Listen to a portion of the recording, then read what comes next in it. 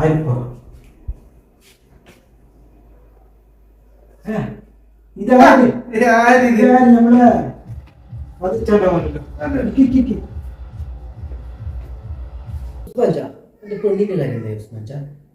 ഉസ്മാൻ ചല്ലടാ സുലൈമാൻ ചടാ എനിക്ക് എന്റെ പേര് മറന്നയാ നീ കൊറേ ആയല്ലോ എനിക്ക് നടക്കുന്നത് എന്നും കാട്ടുന്ന് ഇങ്ങ എന്റെ പെണ്ണിന്റെ കാര്യം എന്തായാലും പറയും. എനിക്ക് ചെറിയ വയസ്സല്ലടാ നീ പൊരക്കാരോടെല്ലാം അറിഞ്ഞിട്ട് തന്നെയാ എന്നൊക്കെ വരുന്നത്. പെരക്കാർക്കാർ എപ്പോഴും നയിക്കാൻ പറ്റും സുലൈമാൻച.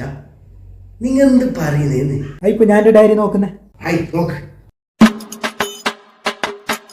ഒരു 4 ഉണ്ട് എൻ്റെ. അതിലൊന്ന് ഞാൻ പറഞ്ഞേ നമ്മളെ കണ്ടത്തിൽ ഐസിഞ്ഞാൻ്റെ മോളില്ലേ എനിക്കറിയാതപ്പാ നമ്മളെ കുരിശില്ലേ കുരിശ് ഒരു തടി മിനിഞ്ഞിട്ട് എനിക്ക് പറ്റില്ല.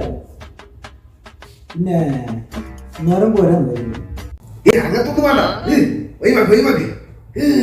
പിന്നെ വേറൊന്നുണ്ടാ നമ്മളെ മമ്മയിച്ചാൻ്റെ മോള് അത് കുറച്ച് ചങ്കുന്നുണ്ട് എനിക്ക് പറ്റില്ല.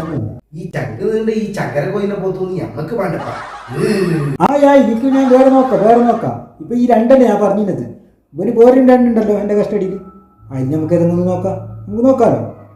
നോക്കാം നീ പേടിക്കണ്ട ബേജാറാക്കണ്ട. നിങ്ങൾ കൊറേ ആയല്ലോ പെണ്ണാക്കി തരാൻ പറയുന്നേ.